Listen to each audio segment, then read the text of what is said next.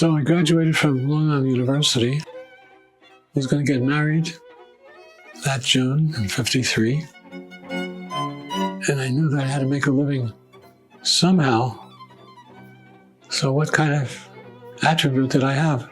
I didn't know, how do you get a job? As I said earlier, a very unsophisticated family. They didn't know how to advise me.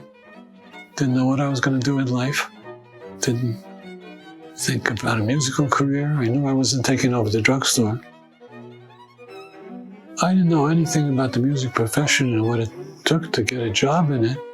And also, nobody needed violinists at that time. The word was out on the rumor mill that they needed violists, good violists in the profession. There were opportunities in orchestras, but not for violin. So, since I was getting married in June and graduating from college, I had to have a job of some kind.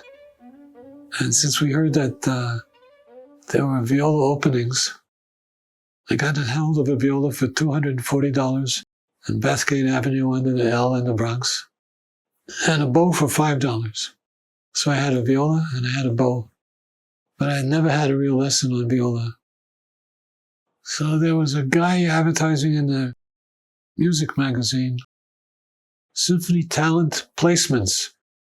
For $5 you joined up, and he would arrange to have you audition for one of the conductors of a major orchestra or any orchestra in the United States.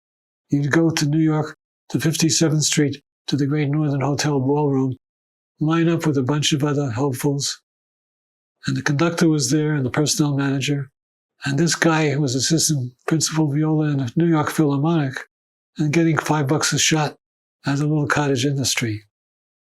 So I thought, well, I'll go see this guy. Maybe he'll give me a lesson in viola. So he gave me a lesson. I played for him for about 5 minutes.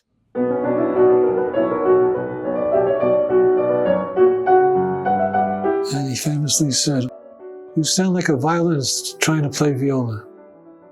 Come back next week." And here he played something for me.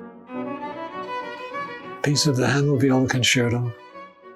And I went home and came back the next week, and I had his sound in my mind. And I had my viola, and I tried to play the same piece again. He says, "Now you're sounding like a violist.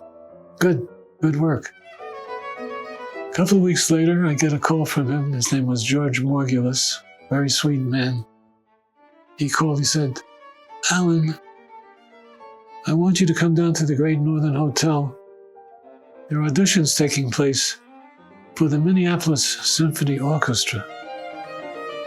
And I said, "Oh my God, that was a big deal, Minneapolis Symphony Orchestra, a real job. You're going to play for someone named Antal Doráti." And I said, "Who's Antal Doráti?" He said, "He conducts the Minneapolis Symphony." And my legs got weak. The tryout, having had 2 lessons, not even quite 2 lessons on the viola, I'm going to try out for one of America's great orchestras. How can I dare do that? And he famously said, and I'm very proud of this, it sounds a little self-aggrandizing, but I can't help it. It's happened. He said, "Alan, you already played better than anybody in the viola section in the Minneapolis Symphony, including the principal viola, Ralph Persinger, who was a famous violist. And this is after 1 lesson. I'm just a nobody, 21 years old. And I didn't know whether he was trying to jack me up so I'd have courage to go take the audition, or whether he really thought I was that good." So I took the audition, and Doráti said to me, "Well, you're a novice, but I'll take you." And I had a contract in my pocket, $100 a week for a 26-week season. I became a professional that day.